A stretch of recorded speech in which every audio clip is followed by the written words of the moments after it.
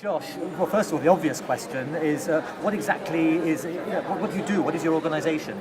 Cool. So I'm here as the project director of the Adoptanegotiator project, which is part of the Global Campaign for Climate Action, or TckTckTck.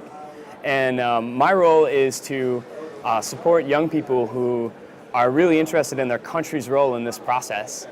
And when we have resources, we bring them here and kind of connect them with all of the GCCA partners. There are over 300 NGO partners, so they have lots of policy support.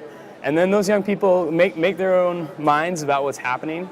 They introduce themselves to their country's delegates and basically track them throughout the process, then blog about it, tweet about it, use whatever new media channels are appropriate to interpret in sort of plain speak what's happening here for interested young people and other folks back in their home country.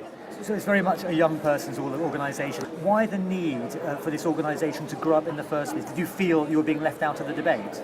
Well, it came into being in the lead up to Copenhagen as out of the recognition that young people are obviously the most affected by whatever successes or failures come out of this effort.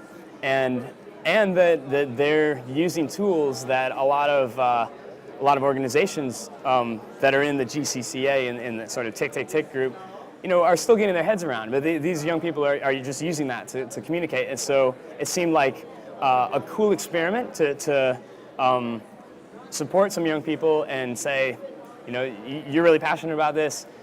You want to communicate about this anyway. So we'll help you get here, we'll help put you up, and we'll connect you to our resources, our experience within our network, and see what you can do.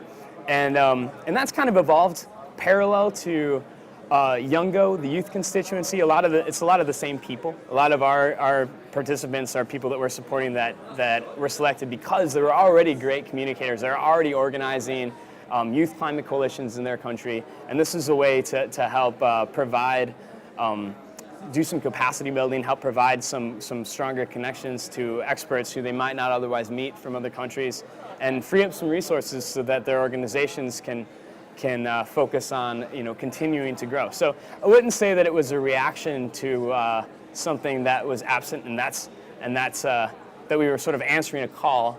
I think it was more something we already saw happening with Youngo, something that we thought we could play a role in supporting. And it's really been led by these young people in terms of how this project has evolved, alongside the really interesting developments in these various youth groups and movements around the world. So we're really well connected, we're growing together, and it's been really interesting and occasionally had a big impact.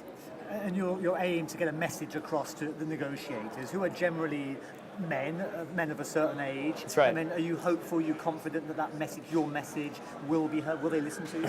Yeah. So one of the things that we've learned is that people are interested in what's being written about them sort of personally, and this is sort of an opportunity. One of the ways we make what's happening here sort of accessible to folks who aren't here, who don't follow the details of this process, is to do it through an individual perspective. So it's these young people who are negotiator trackers.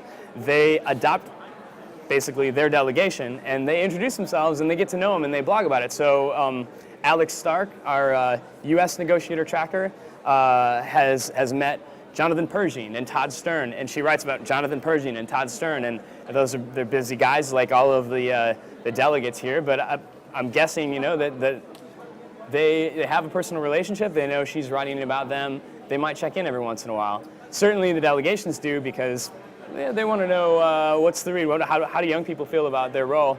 Now that is stepped up by these young people reaching out to mainstream media in their country and trying to find placements for their tracking efforts. So Alex wrote an op-ed in CBS. We have a guy here from Poland who's hoping to write in a lot of Polish magazines. There's a guy from Pakistan who's writing in one of the biggest English dailies in Pakistan, and so on. So even though those newspaper audiences or website audiences aren't interested in the granular details, it makes those young people a little more relevant to the delegations here. It gives them an opportunity to sort of share with all the people back home what's happening. And then if they want to find out more, there's a connection. They can go to the website, and they can even communicate to the young people and say, this is how I feel. And those people, our team, can go back to their delegates and say, well, this is what I'm hearing. These are the comments on my post.